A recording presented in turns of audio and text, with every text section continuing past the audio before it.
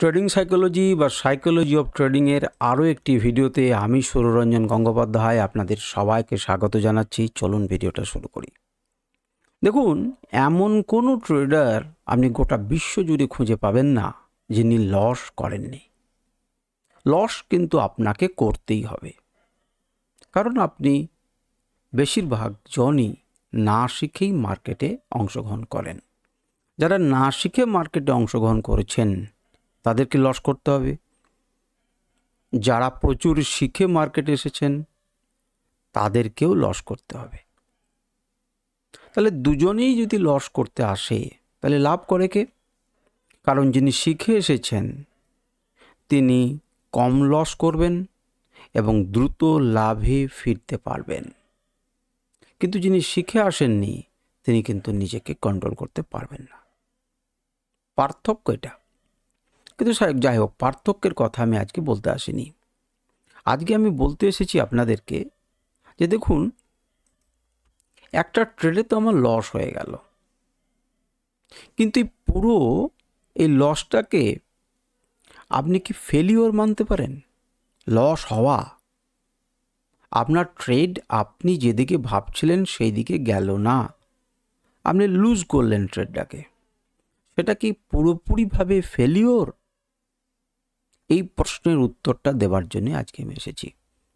বেশিরভাগ জন কিন্তু এটাই মনে করে যে আমার ব্যর্থতা, আমি ব্যর্থ হলাম, আমি হার মেনে নিলাম। কোন হার? আমি ট্রেডিং আমার দ্বারা হবে না।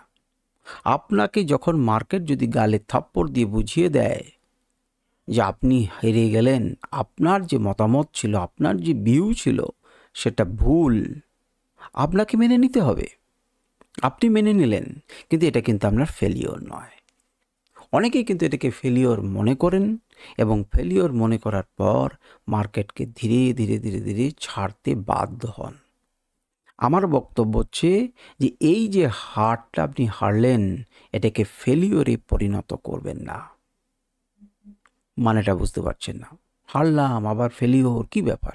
এখানেই এই সাইকোলজিক্যাল জিনিসটাকে আপনাকে শিখতে হবে।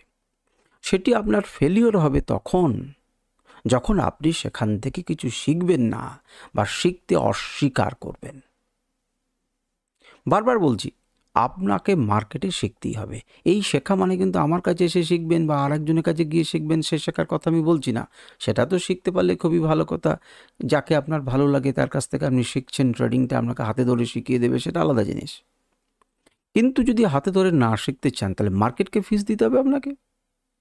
আপনি লস করলেন, কিন্তু এই লস থেকে আপনি শিখুন যে এই জিনিসটা আমি করলাম, তাতে আমি ভুল করলাম, এই ভুলটা আমি আর দ্বিতীয়বার করব না।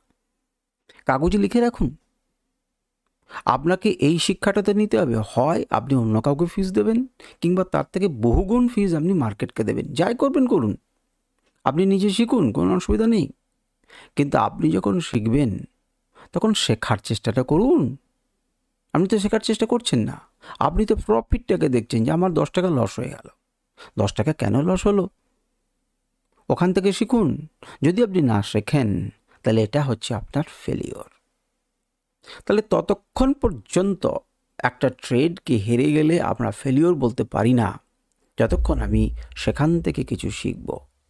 কিন্তু যদি সেখান থেকে কিছু না শেখার মানসিকতা তৈরি করি বা রিফিউজ করি বা কোনো কিছু না, দ্বিতীয় না, সঙ্গে সঙ্গে আরেকটা ট্রেড নিয়ে নিই, আমি সেটাকে চেজ করলাম, আর একটা ট্রেড নিয়ে নিলাম, আমার ইগো হার্ট হলো, তার মানে কি? তার মানে আপনি মার্কেট শিখতে চাইছেন না। আর মার্কেট যদি আপনি শিখতে না চান, পৃথিবীর কোনো কিছুর শক্তি নেই আপনাকে বাঁচানোর।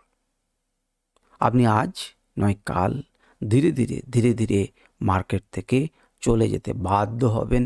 আপনাকে কান ধরে বার করে দেওয়া হবে। শুনতে খারাপ লাগলেও কথাটা কিন্তু সত্যি। এই ছোট্ট জিনিসটুকুর পার্থক্য করুন। আপনি অজস্রবার হেরেছেন, কিন্তু সত্যিকারে আমাকে কমেন্ট করে বলুন তো যে আপনি প্রত্যেকটা হার থেকে কি লিখিত আকারে লিখে নিয়ে যে আমি এই ভুলটা করলাম, এই ভুলটা আমি আর দ্বিতীয়বার করব না, এই রকম প্রতিজ্ঞা করে আপনি কিছু শিখেছেন? উত্তর অবশ্যই না হবে। হ্যাঁ, কোনো বার কি শেখেননি? শিখেছেন। প্রথম ভেবে দেখুন, প্রথম যখন মার্কেটে এসেছিলেন আপনি শুধু টাকা উড়িয়েছেন। যত সময় গেছে আপনি ধীরে ধীরে বুঝেছেন যে আপনাকে এইটা করলে চলবে না, এইটা করলে চলবে না, এইটা করলে চলবে না। খুব ভালো কথা। যদি আপনি এটা করতে থাকেন নিরন্তর, খুবই ভালো কথা। আপনি ধীরে ধীরে ধীরে ধীরে ধীরে ধীরে শিখতে পারছেন। আমার বক্তব্য হচ্ছে যে এইটুকু কাজকে অন্ততপক্ষে করুন।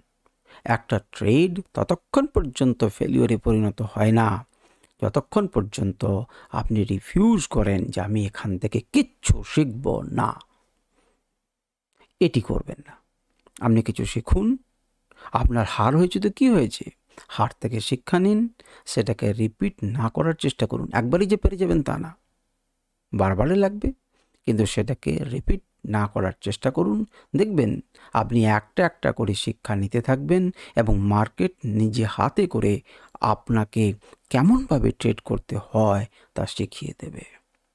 কিন্তু মজার ব্যাপার হচ্ছে এখানে ফিজটা একটু বেশি লেগে যাবে, তা লাগুক। কিন্তু আপনি যদি শিখতে চান তাহলে আপনি শিখতে পারবেন। প্রত্যেকটা ট্রেড থেকে, হেরে যাওয়া ট্রেডগুলো থেকে আপনি শেখার চেষ্টা করুন। তাহলে আপনি ফেলিওরকে আটকাতে পারবেন। আপনি ফেলিওর হতে দেবেন না নিজেকে। আমার আলোচনা আজকে এই পর্যন্তই। কেমন লাগলো আপনারা কমেন্টে জানাতে পারেন। নমস্কার, ধন্যবাদ।